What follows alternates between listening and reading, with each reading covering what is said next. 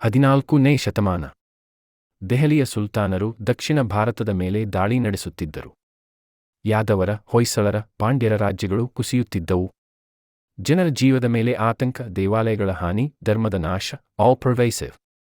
ವರ್ಣನೆ: ತುಮಕೂರು, ಧಾರವಾಡ, ಹಂಪೆ ಪ್ರದೇಶಗಳು ಸುಲ್ತಾನರ ದಾಳಿಯಿಂದ ನರಳುತ್ತಿದ್ದವು. ಹರಿಹರ ಮತ್ತು ಬುಕ್ಕ ಕಾಕತೀಯ ಸಾಮ್ರಾಜ್ಯದ ಸೇನಾನಿಗಳು. ಅವರು ಮುಸ್ಲಿಂ ಆಕ್ರಮಣಕಾರರಿಂದ ಹಿಡಿದುಕೊಂಡು ದೆಹಲಿಗೆ ಕೊಂಡೊಯ್ಯಲ್ಪಟ್ಟರು. ಧರ್ಮಾಂತರಕ್ಕೂ ಒಳಗಾಗಿದ್ದರು. ಆದರೆ ಅವರು ಮುಕ್ತರಾದ ನಂತರ ಹಿಂದೂ ಧರ್ಮವನ್ನು ಮರುಸ್ವೀಕರಿಸಿದರು. ವರ್ಣನೆ: ಅವರ ಧೈರ್ಯ, ಜ್ಞಾನ, ಸಮರ್ಥತೆ ನೋಡಿದ ವಿದ್ಯಾರಣ್ಯ ಸ್ವಾಮಿಗಳು ಅವರನ್ನು ವಿಜಯನಗರ ಸ್ಥಾಪನೆಗೆ ಪ್ರೇರೇಪಿಸಿದರು. ಶ್ರೀ ವಿದ್ಯಾರಣ್ಯರು ಶೃಂಗೇರಿ ಮಠದ ಗುರು. ಅವರು ಹರಿಹರ ಮತ್ತು ಬುಕ್ಕನಿಗೆ ಮಾರ್ಗದರ್ಶನ ನೀಡಿದರು. ಧರ್ಮವನ್ನು ಕಾಪಾಡಲು ಹೊಸ ಸಾಮ್ರಾಜ್ಯ ಸ್ಥಾಪಿಸಿ ಎಂದು ಅವರ ಆಜ್ಞೆ. ವರ್ಣನೆ: ವಿದ್ಯಾರಣ್ಯರ ಆಶೀರ್ವಾದದಿಂದ ಹರಿಹರ ಮತ್ತು ಬುಕ್ಕ ಹುಮ್ಮಸ್ಸಿನಿಂದ ಕಾರ್ಯಾರಂಭ ಮಾಡುತ್ತಾರೆ. ಹರಿಹರ ಮತ್ತು ಬುಕ್ಕ ತುಂಗಭದ್ರಾ ನದಿಯ ತೀರದ ಹಂಪೆ ಎಂಬ ಪವಿತ್ರ ಸ್ಥಳವನ್ನು ಆಯ್ಕೆ ಮಾಡಿದರು. ಪುರಾಣ ಪ್ರಕಾರ ರಾಮನು ಇಲ್ಲಿ ವಾಸಿಸಿದ್ದ ಎಂಬ ನಂಬಿಕೆ ಇದ್ದಿತು. ಹಂಪೆ ಪವಿತ್ರ, ಸುರಕ್ಷಿತ ಮತ್ತು ತಂತ್ರದೃಷ್ಟಿಯಿಂದ ಸೂಕ್ತವಾಗಿತ್ತು.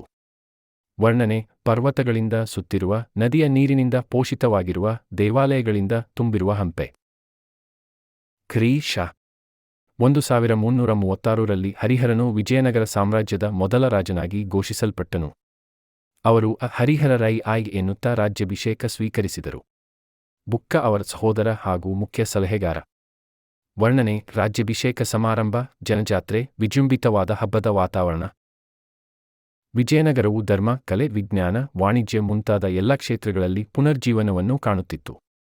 ಧ್ವಂಸವಾದ ದೇವಸ್ಥಾನಗಳನ್ನು ಪುನಃ ನಿರ್ಮಿಸುವ ಕೆಲಸ ಆರಂಭವಾಯಿತು. ವರ್ಣನೆ: ಶಾಸ್ತ್ರಿಗಳು ವೇದೋಪದೇಶ ಮಾಡುತ್ತಾರೆ, ಶಿಲ್ಪಿಗಳು ದೇವಾಲಯ ಪುನಃ ನಿರ್ಮಿಸುತ್ತಾರೆ. ವಿಜಯನಗರವು ಹಳೆ ರೋಮ್ನಂತೆ ವಿದೇಶಿ ವ್ಯಾಪಾರದ ಕೇಂದ್ರವಾಯಿತು.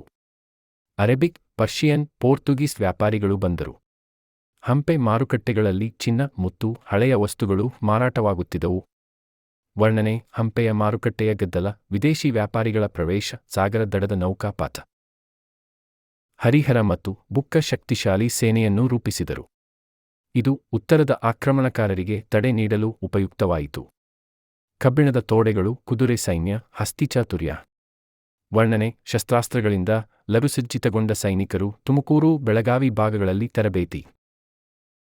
ಹರಿಹರ ಮತ್ತು ಬುಕ್ಕನ ಸಮಯದಲ್ಲಿ ವೇದಗಳು, ಉಪನಿಷತ್ತುಗಳು, ಭಕ್ತಿ ಪಂಥಗಳು ಉಜ್ವಲವಾಗಿದ್ದವು. ದೇವಾಲಯಗಳಿಗೆ ರಾಜ್ಯ ಪೋಷಣೆ ದೊರೆಯುತ್ತಿತ್ತು. ಶೃಂಗೇರಿ ಮಠಕ್ಕೆ ಭೂದಾನ, ಹಣ ಸಹಾಯ. ವರ್ಣನೆ: ಗುರುಗಳು ಧರ್ಮೋಪದೇಶ ಮಾಡುವುದು, ದೇವಾಲಯಗಳಲ್ಲಿ ವಾದ್ಯ, ನೃತ್ಯ. ಜನರು ವಿಜಯನಗರವನ್ನು ಹೊಸ ಯುಗದ ಬೆಳಕು ಎಂದು ಭಾವಿಸಿದರು.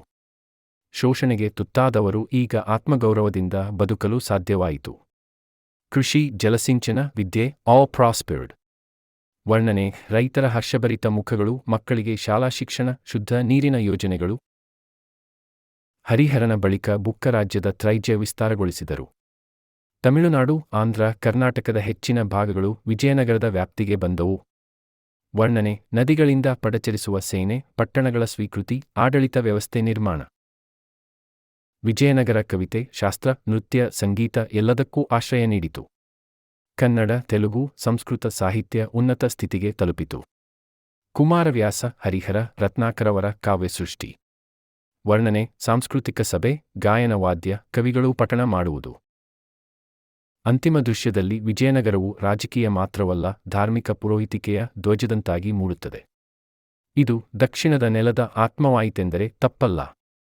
ವರ್ಣನೆ: ರಾಜರ ಧ್ವಜ ಹಾರುವುದು, ನಾಗರಿಕರು ದೇವಾಲಯಗಳಲ್ಲಿ ಭಕ್ತಿ ಮಾಡುವುದು, ವಿದ್ಯಾರಣ್ಯರ ತೇಜೋವಂತ ಮೂರ್ತಿ,